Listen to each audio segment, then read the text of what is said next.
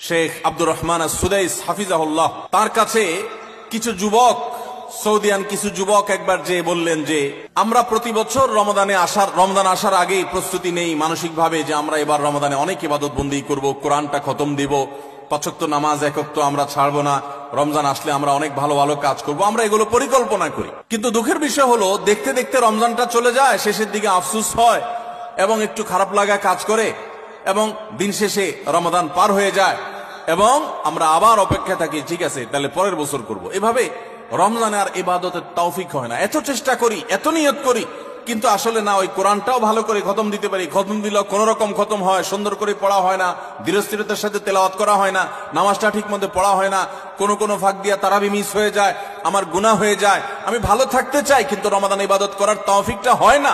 কেনই অবস্থা হয় আপনি আমাদেরকে একটু নসিহত করেন। তখন শেখ সুদাইস হাফিজাহুল্লাহ তিনি তাদেরকে বলেছিলেন যে আমার মনে হয় রমজান যখন শুরু হয়, আল্লাহর অবারিত রহমত যখন ঢেকে ফেলে ইমানদারদেরকে, যারা নিজের পাপাচারে, নিজের কৃতকর্মে, নিজের অপরাধে, নিজের গুনাহের কারণে আল্লাহর রহমত থেকে বহু দূরে সরে গেছে, তারা আল্লাহর রহমতের উপযুক্ততা হারিয়ে ফেলেছে। সেই উপযুক্ততা হারিয়ে ফেলার কারণেই আমরা অনেকেই ইবাদত করতে চাই কিন্তু বেটে বলে হয় না। আমরা অনেক চিন্তা করি, অনেক কিছু করব, কিন্তু হয়ে ওঠে না, রমজানটা চলে যায়, কপাল পোড়া হয়ে যায়। রমজানে যদি ইবাদত করতে না পারেন তো এটা শুধু শখের ব্যাপার না, রমজানে ইবাদত করতে না পারলে তো স্বয়ং নবী সাল্লাল্লাহু আলাইহি সাল্লাম এবং জিবরিলের বদদুয়ার ভাগীদার হবেন। বাউদা মান আদরাকা রমাদান ফালাম ইগফারলাহ ওয়া লাম ইগফারলাহ, যে ব্যক্তি রমজান পেল অথচ তার রমজানের গুনাহ খাতাগুলোকে মাফ করাইতে পারলো না, আল্লাহর রহমতের ভাগীদার হতে পারলো না, এ তো কপাল পোড়া, এ ধ্বংস অনিবার্য। তাহলে আমরা আল্লাহর রহমত থেকে বঞ্চিত হই, ধ্বংসের দ্বার প্রান্তে চলে যায়। রমাদানে কত মানুষকে আল্লাহ মাফ করেন, আমি কপাল পোড়ার মতো সেই জায়গায় দাঁড়ায় আছি।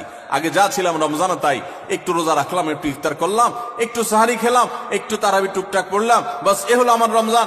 রমজান চলে যায়, আমার চোখের পানি আসে না, আমার দোয়া আসে না, আমার কান্নাকাটি আসে না, আমার ক্ষমা প্রার্থনা আসে না, আমার তওবা আসে না, আমার ইস্তিগফার আসে না, আমার জীবনটা পরিবর্তন হয় না, আমার সংশোধন হয় না, আমার আত্মশুদ্ধি হয় না, আমি কপাল মতো পোড়ার মতো পড়ে থাকি।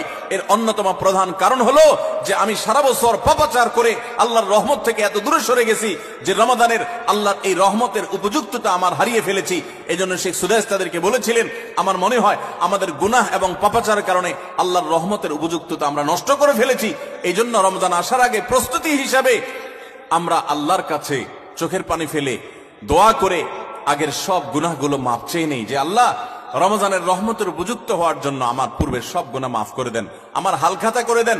আমরা যেরকম দোকানদারদের কাছে পুরাতন বাকি সমস্ত টাকা পরিশোধ করে হালখাতা করলে নতুন করে আবার অনেক বাকি দেয় আমাদেরকে, আর আগের টাকা পরিশোধ না করলে নতুন বাকি দেয় না, তো আল্লাহর কাছে আগের গুনাহগুলো মাফ করে নিতে পারলে, মাফ করায় নিতে পারলে নতুন করে রহমতের উপযুক্ততা তৈরি হয়।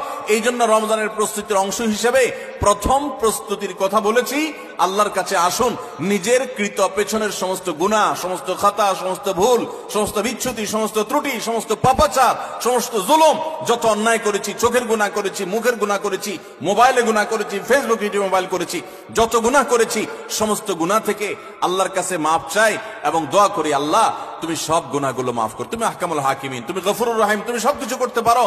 রমজান আসছে, প্রতিবারই আমার রমজান দেখতে দেখতে চলে যায়, ইবাদত করতে পারি না, এবার আমি তোমার রহমত পেতে চাই মাবুদ, এই জন্য তুমি আমাকে মাফ করে দাও। এই জন্য প্রথম প্রস্তুতি হলো আল্লাহর কাছে তওবা ইস্তেগফার করে নিজের গুনাহগুলোকে ধুয়ে মুছে পরিষ্কার করে রমজানের জন্য রহমতের অপেক্ষা করা। চেষ্টা করবো না ইনশাআল্লাহ?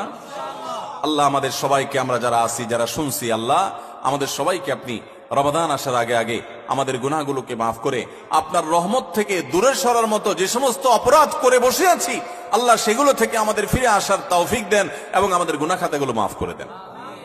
ভাইরা আমার, তাহলে 1 নম্বর প্রস্তুতির কথা বললাম, রমজানের প্রস্তুতির অংশ হিসাবে সকল গুনাহ খাতা থেকে আল্লাহর কাছ থেকে মাপ চেয়ে নিজের প্রোফাইলটাকে ক্লিন করে ফেলবো, সব পরিচ্ছন্ন করে ফেলবো, নতুন করে হালখাতা করে রমজানে যেন শুরু করতে পারি। তাহলে দেখবেন ইবাদতের স্বাদ পাওয়া যাচ্ছে, ইবাদতের তৃপ্তি পাওয়া যাচ্ছে, ইবাদত করতে ভালো লাগার কাজ করছে। আল্লাহ আমাকে, আপনাকে, আমাদের সবাইকে সেই তৌফিক দান করুন।